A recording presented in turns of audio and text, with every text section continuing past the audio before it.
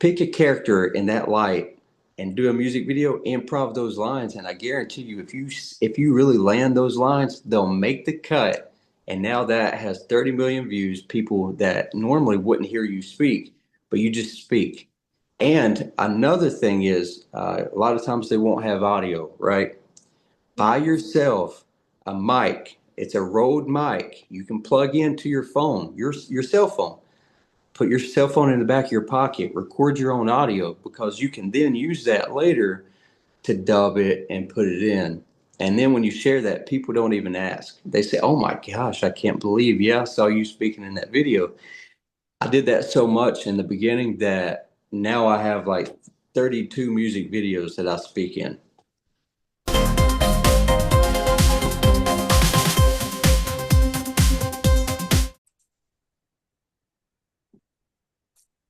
Welcome everyone to this exciting interview segment.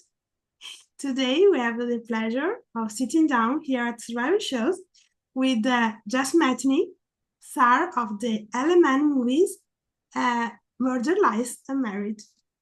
Join me, Desira, into the insights of Jess's character and the challenges of filming this movie. Thank you for being here with us, Jess. Absolutely. Thank you so much. I do appreciate you and just this opportunity. It's really nice. Amazing. It's a pleasure for me. So, uh, talking about murder, lies, and marriage, what drew you to the role of Rick in this movie? So I play Rick. I am I'm the heavy, if you will, for Alex. Alex is seemingly the GQ looking guy, and he plays in a lot of these. He's the good looking guy, that the girls usually go for, the unsuspecting guy. So I'm kind of the more obvious bad guy, kind of the guy hiding around the corner. You're like, I know who that guy is. I know who he is. So I'm his heavy that does the inconvenient things that Alex just don't want to do. Okay, great. And how did you prepare for your role, a character entangled in a web of secrets, betrayals in this movie? That's a good question. One of the things is I try very hard, and I'm very diligent and very cognizant of not trying to play a character, so to speak. Because on paper, when you read this, you could say, okay, he could be kind of a mafia guy, right? But I don't, I'm not Italian. So you want to be very careful about not trying to play a mafia guy while still playing the heavy. Because most often in movies, you just see the heavies as just mafioso, which is not the truth. You got the heavies in every different kind of genres.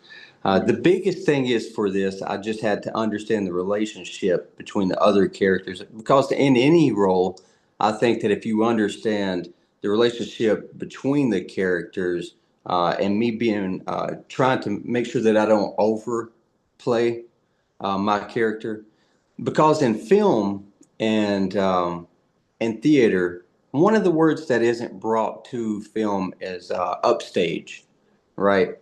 Now, in theater, you don't want to upstage the other actor. A lot of times in film, that'll get forgotten.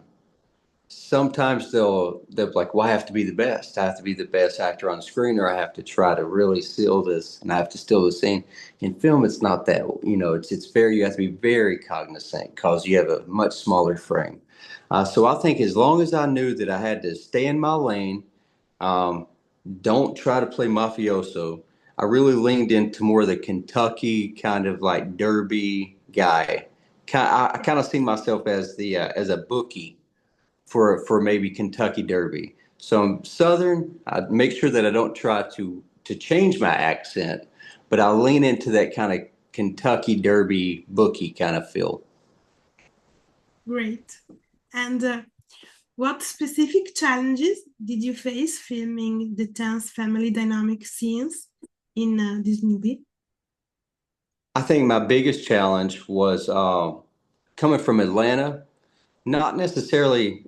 And I think a lot of actors don't speak on this because they want to speak on just the acting side. But on independent productions like this, a lot of times, you have to fly in and immediately film, or fly in, then the next day you have to film. Yeah. You don't really have that leeway. Now, me as a supporting role, because it wasn't really a principal role.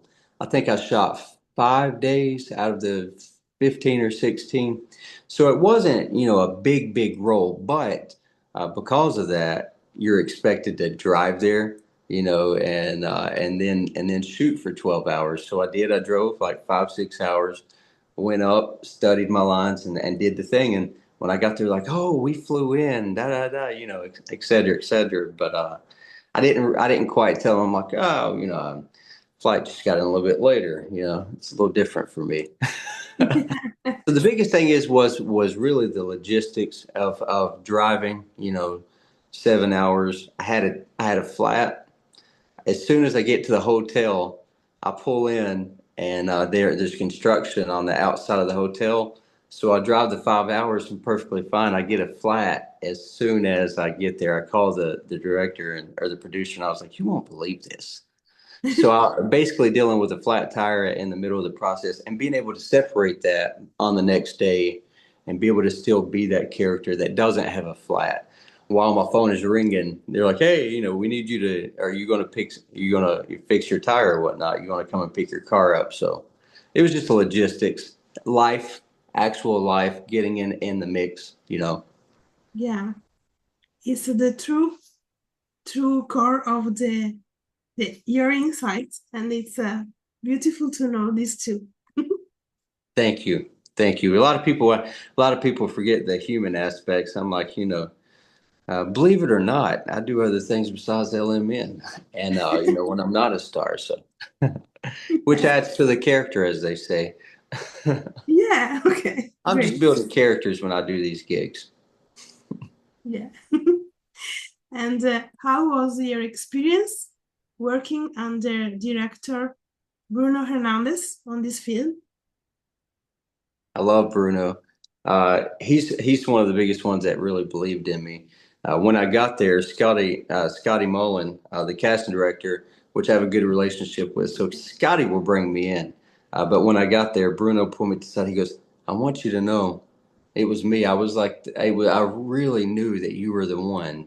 I felt this was right." He's like, "So thank you for allowing me to be right." So he gave me the power pretty much as soon as I got there to be like, okay, he believes in me. Okay, I know why you're doing that. The psychology of it works. Because now I'm like, okay, all right, they appreciate me. Because in your acting side, you're like, okay, who really liked me? Was it the casting director? I hope sometimes the director will pick you just because they don't want to get in the way. And they're like, well, I don't want to step on, this casting director's toes. But basically, to sum it up, him allowing me to have that power and to say, "Look, I really like you as an actor. I've seen your stuff," and it made me feel so much more comfortable. Yeah, amazing. And can you share an on-set moment during filming Murder, Lies, and Marriage that particularly surprised or moved you? Uh, there was one moment. I think that Alex is a really solid actor. And it wasn't even in one of my scenes, because I'll try to stay on the set as much as I can to soak up anything. Yeah, Um, I think it's really just watching Alex, because he gets chosen a lot, and he's a lot of these leads. Um, and I haven't been on that many of these, and so just to be able to watch him, and to be able to watch him to do a natural cadence, with minimal times and changes of the scene, um, really just watching Alex and being able to pick up. I think he has a very natural cadence, and I think that was one of the things that surprised me. I knew he was a good actor, but you don't really know what's going on behind the scenes and how good their acting is under certain circumstances. And he's really good at picking up space. So I feel like I gained anything. I watch it, if anything, to try to. It's almost as if I'm in an acting class. So I was really surprised with his cadence and his ability to be able to pick up the pieces and move and keep it moving. Great. And how did your collaboration with co-stars Kelly Sullivan and Alex Trumbull to develop the complex family relationship? It was wonderful, and I'll tell you, I wish I had it to do again. If I did, I would have spoke to Kelly more. For some reason, when I'm in a character, sometimes I'll try to not communicate with that person too much because I don't want to feel too comfortable with them. And in Yes. doing so, I know when she came up to me, I'm not a method actor, but I still keep a certain distance. You know what I mean? And Kayla being who she was when she came up, she's such a personality and she's such a big personality that it intimidated me a little bit because she's big and I'm big on screen like this, but if you take this camera away, I'm 5'6". You know? No, but I shrink a lot when there's not a camera around. Um, it was a true pleasure. I had a lot more communication with Alex because where we had scenes and everything, and I felt like he's the type of dude that I would go see a baseball game with. Kelly's the type of person that I would go see teach an acting class. She's phenomenal. She really, really is. But like I said, I was a little intimidated, and then just being able to separate each other so that on screen we weren't too friendly. I was like, just in case they add a scene, I don't want to know you too well. If I had it to do over again, I would have hung out with her and chatted a little bit more. Great. So, Murder, Lies, and Marriage premiered the last Thursdays, 2 days ago. How did you feel on premiere night, seeing audiences' first reactions? So ever since I've just been on Reddit and been on all these channels. I'm like, okay, how's the IMDb star? Or we're okay, we're at like 8, we're close to 8. Um, I'm a huge I'm a I don't even care necessarily. I used to be very stickler about how I performed, but now I watch everybody else's reactions because what I learned is most often my favorite performances are other people's least. So I try not to make any judgment calls. I'm like, don't be too hard on yourself. Take what they're going to say, even the good, the bad, and appreciate it all. I finally started appreciating the bad comments as well as the good because they're going to be there. After I saw Samuel Jackson get a lot of discredit for a monologue he did, I was like, yeah, I think I should just have to be okay with it, even if it's not in my favor. Luckily, I've been very blessed. Everything that I've seen has been pretty positive.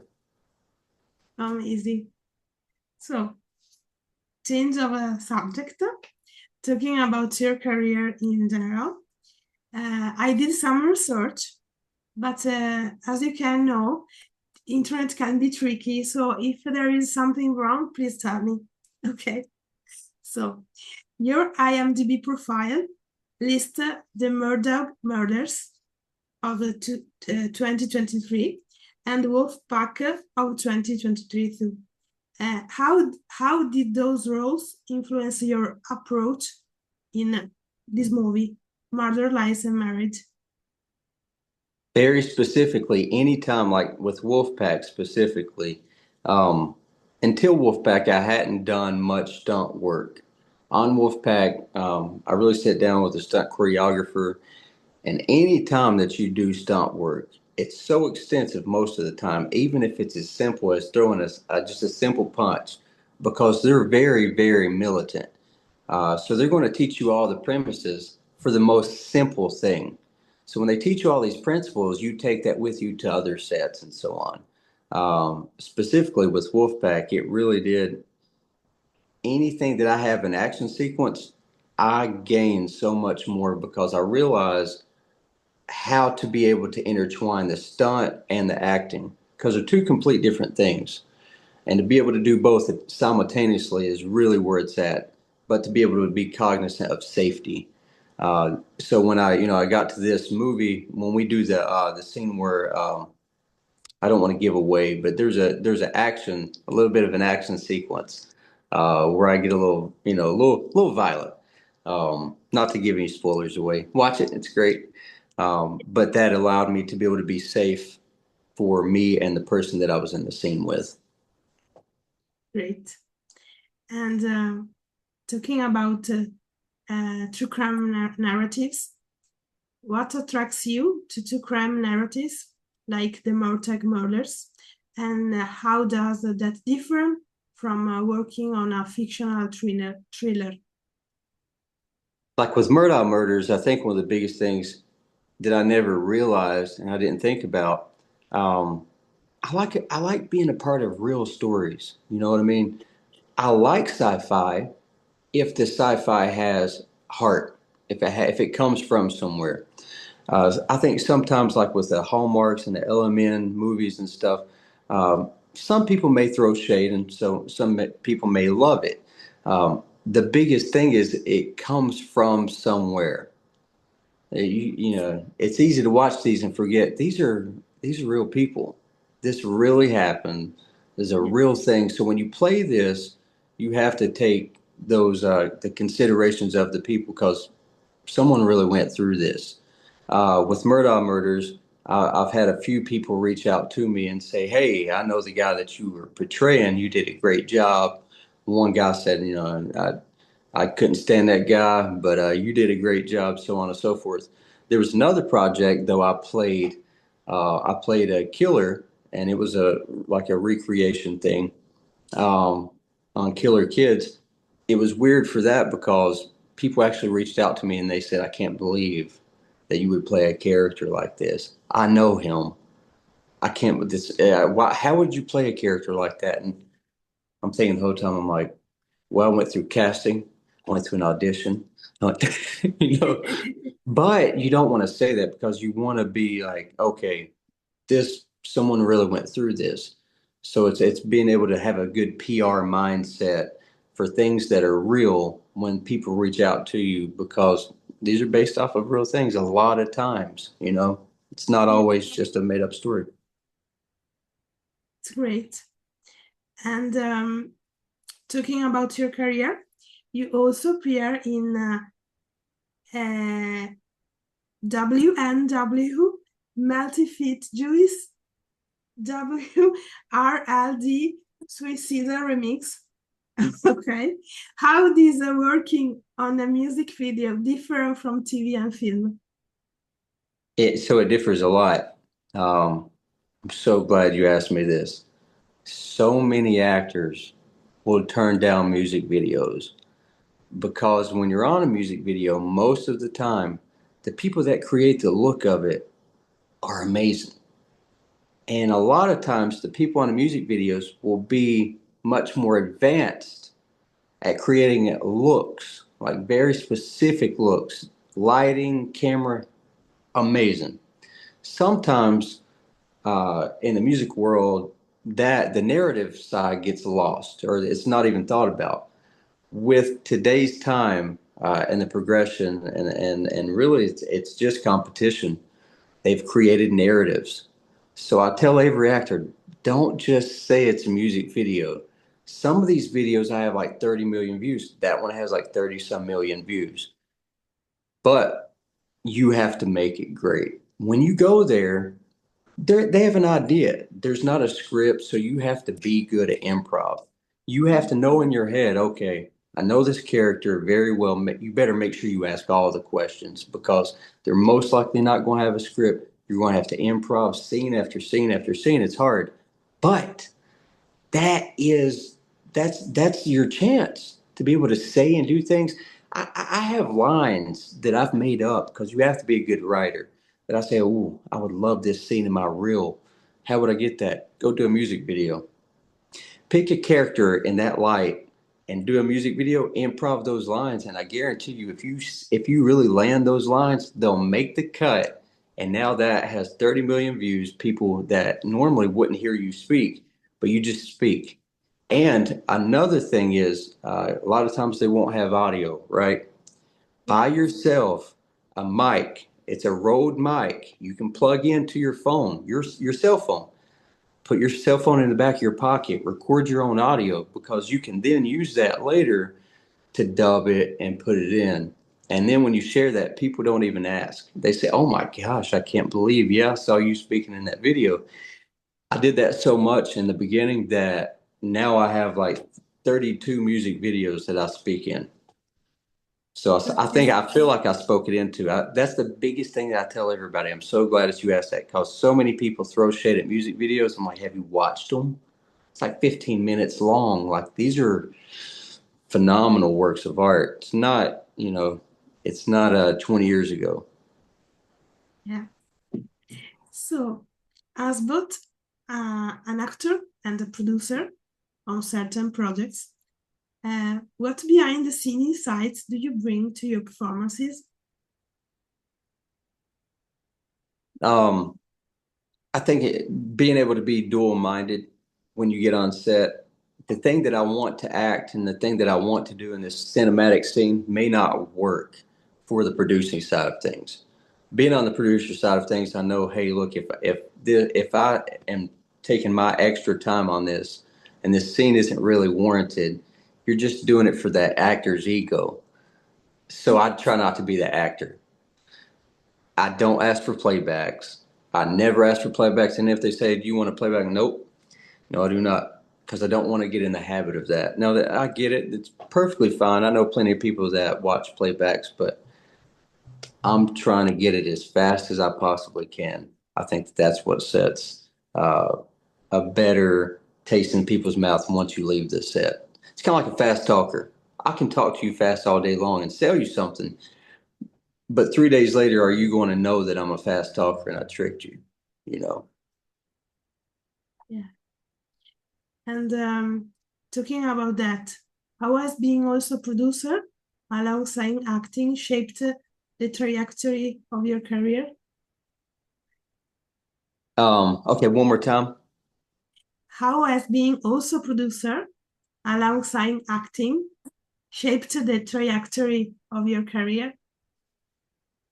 Very specifically, I know camera angles and lenses on the producing side, and I understand how to act for the edit.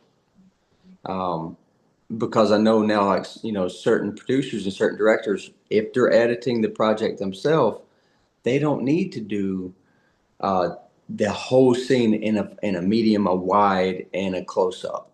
They can get just certain inserts.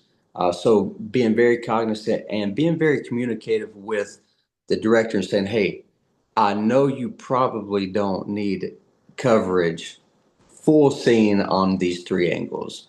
What is the most important part? What are you trying to get out?" Because the actor in me, I'm like, "Yeah, but my close up's going to be right here." It may not be about you for the scene. So I try to ask the director, okay, what is the focus on the scene? Who are we really focusing on? And where do I in the layer? Do you want me to be second deep, third deep? What position do you really want me to play in this scene? Because I may be first position in another scene, but maybe not the first in this scene. Amazing. Yeah, really interesting. So, Thank you. talking about your personal background, social media posts such as your Instagram promotion for Murder, Lies, and Marriage show you engaging with fans directly. How do you balance authenticity and marketing? Biggest thing is I think you should reply to everybody. If even if it's 1 a.m., 2 a.m. in the morning, these are the views that matter the most.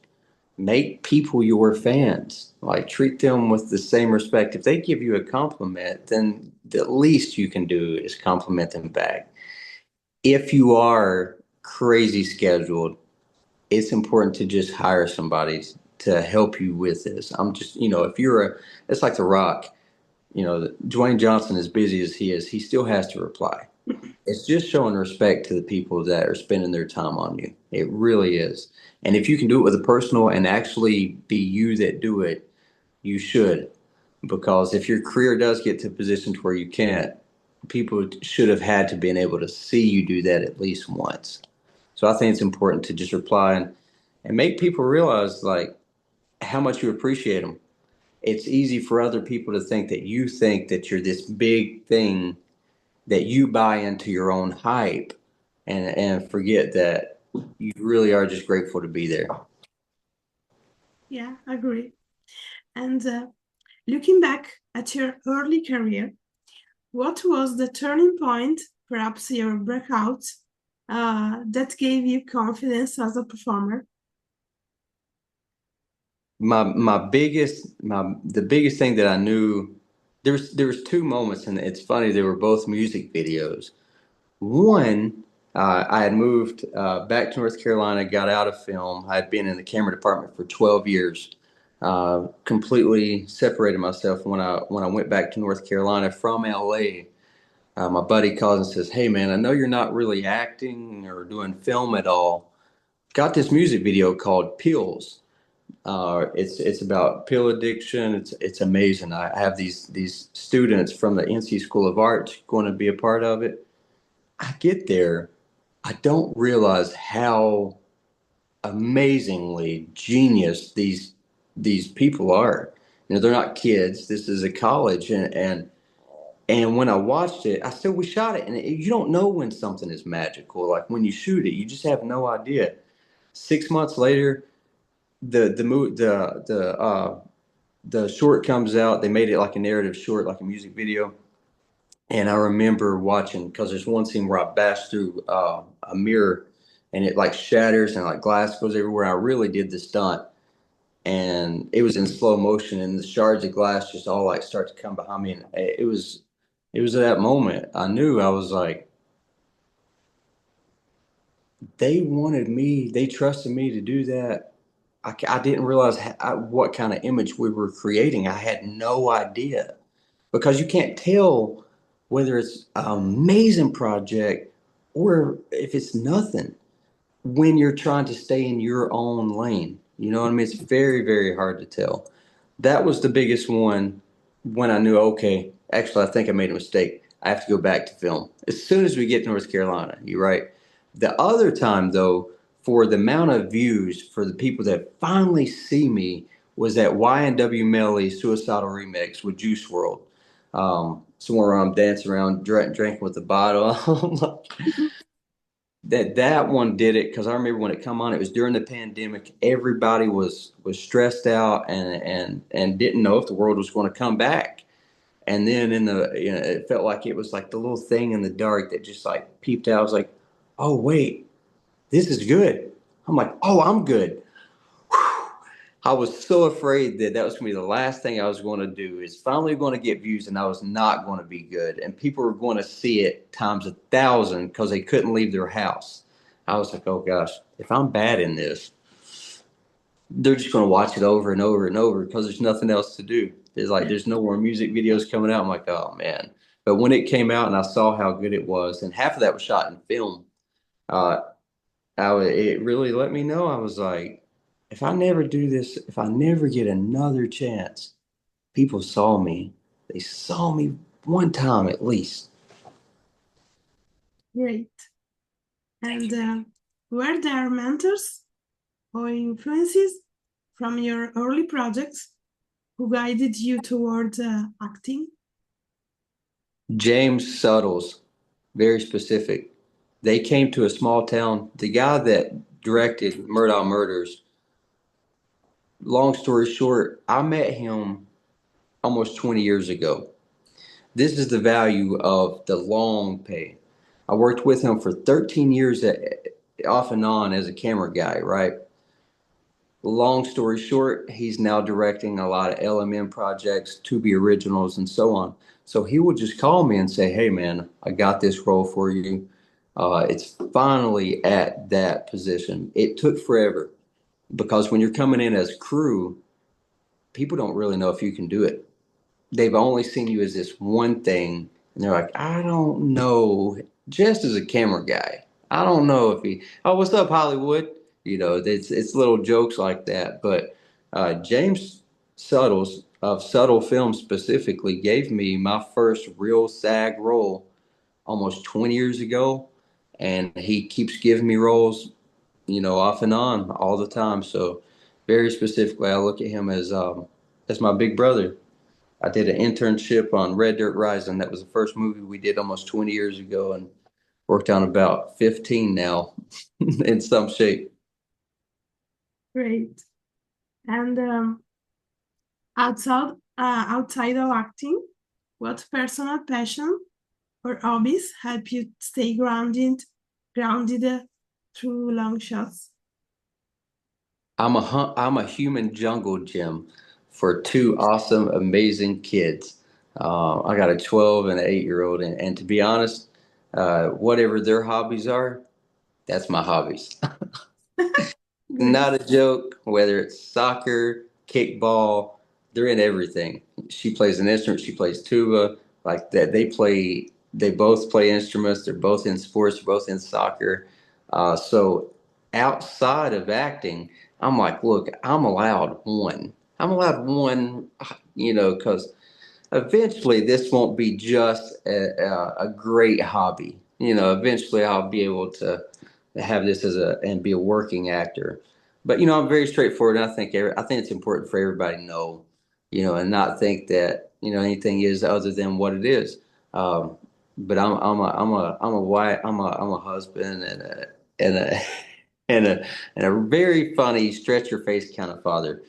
So anything to do with film, that's what my hobbies are.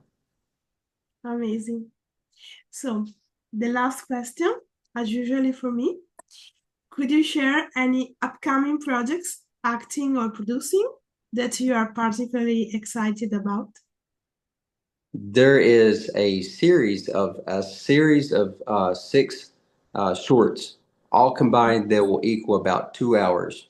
It's going to be over the period of 2 years. Now, two have already been released. The first one is called Parasite, Wolves at the Gate Parasite. That's the first one. It's about 15 minutes long. The second one is called Wolves at the Gate, Death Clock. That's the second one. Sci-fi, really, really kind of Mad Max homage. When you see me, it's like I got the face paint. I tell everybody, I'm like, if you watch Mad Max, Charlize Theron and Tom Hardy, I'm both in one. You know, I'm like, they couldn't afford the budget, so they're like, let's just put them all into one. So let's squeeze them into one. Um, those are to be honest with you, that I'm unbelievably grateful for those. They are kind of faith based, but there's a lot of violence in it. Not your normal faith based kind of film. I play kind of a loosely based Saul on the road to Damascus kind of guy, killing Christians, find redemption, the whole thing. The two parts equal about 30 minutes, but we got the funding for four more. Wolves at the Gate. Check them out. Amazing, we will. So, Thank you.